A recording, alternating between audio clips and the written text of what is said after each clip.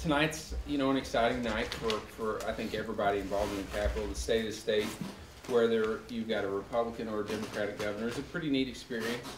You get to hear what the governor's vision is for the state in the upcoming legislative session. And so I'm excited to hear, I hope to hear the governor's plans for how to balance the budget and close the $500 million gap or whatever it may be. I look forward to hearing his plans on economic development. Specifically, hopefully he addresses some of the things that we talked about in the blueprint for Missouri with regards to the remaining of the Fix to Six, or any new economic development incentive plans that he has ideas on, or revisiting the ones in the past that we haven't been able to get across the finish line. So, I'm excited to hear it. I look forward to it. The House is off to a start. We've referred some bills. We've had some committee hearings. Eric Burleson has one of the bills that we mentioned in the State of the Assembly address, the opening day speech, and so we're where we should be, and we look forward to hearing what the governor's got to say. Be happy to answer any questions, Tim or myself or Eric. What tone do you want to hear from the governor tonight?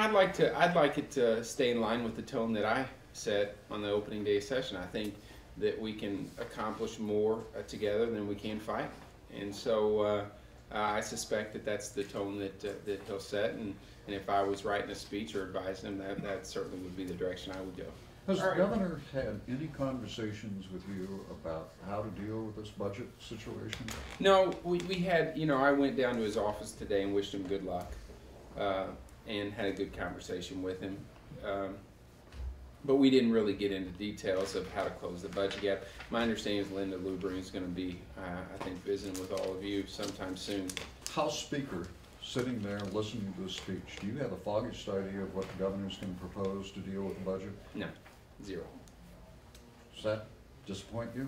No, listen, I think, I've sat in the State of the States when we had a Republican governor, and I really had the foggiest the idea of what his plans were as well. So I don't think that's unusual for a sitting governor. But what I do hope that he does is sends us. Sometimes he sent us budgets that were balanced off smoke and mirrors, and I really hope that he sends us a legitimately balanced budget that we can work from, because I hope to work with him. Would it have helped?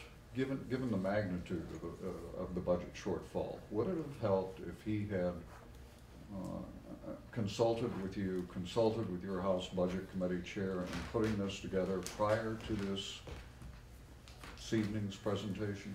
Yeah, I would say so. I've tried to visit with Democrats whenever I form the agenda for the blueprint for Missouri, as well as my fellow colleagues, Republicans in the House. So I never think it's a bad thing in asking somebody else's opinion.